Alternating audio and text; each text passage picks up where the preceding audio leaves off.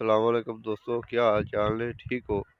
मेरा वीर अल्लाह एक है, उनका कोई शरीक नहीं, बस वही बस के लेके। और हज़रत मोहम्मद सल्लल्लाहु अलैहि वसल्लम अल्लाह के बंदे और रसूल है।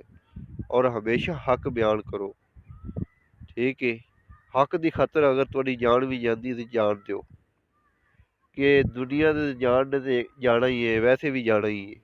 ये नहीं कि जनाब कि नहीं जाना, मरना वैसे भी है, लेकिन मर जे अगर इस्लाम की खातर मरोगे, वो अगर इस्लाम की खातर मरोगे तो वो जहाद होएगा, ठीक है।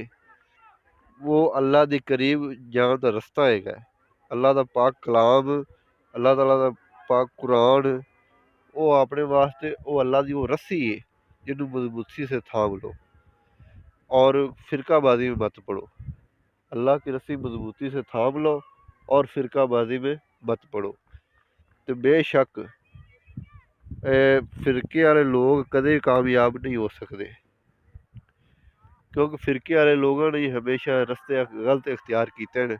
और ईमान वाले लोग कदे गलत रस्ते ते नहीं जाते। अगर जे चले भी जावन, वो लौट ते पिछा आ जाते हैं, ठीक है। जो उन्होंने अगे कोई सीधा रस्ता इख्तियार अल्लाह ताला दा कोई नेक बंदा सीधा रस्ता विखा देंदा है ना, वो पिछा लौट आते हैं और वो एक अल्लाह की इबादत करते हैं, जो अल्लाह का डर सीने ही रखते हैं। तो मेरा वीर मेरी वीडियो ਨੂੰ ज़्यादा ਤੋਂ ज़्यादा लाइक किया करो, ताकि मेरी वीडियो वाह बंद कर की करे। तो सब्सक्राइब भी जरूर किया करो, ठीक है।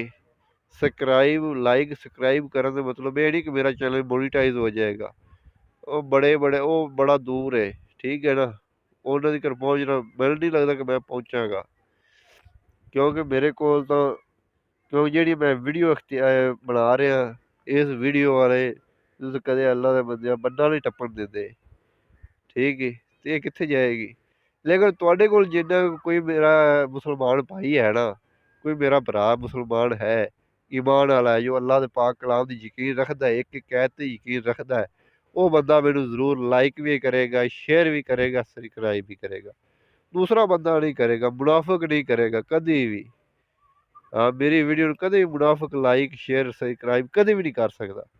सिर्फ वो इंसान करेगा जो अल्लाह के पाक कलाम दी यकीन रखदा है, जो मुसलमान नूं मुसलमान दा भाई समझदा है, ठीक है, जो एक खुदा की इबादत करता है, ठीक है। वो ही बंदा मेरी वीडियो नूं लाइक भी करेगा, शेयर भी करेगा, सब्सक्राइब भी करेगा, दूजा नहीं कर सकता। तो मेरा वीर एक अल्लाह की इबादत करनी ते अपनी आवाज़ विच ही आवाज़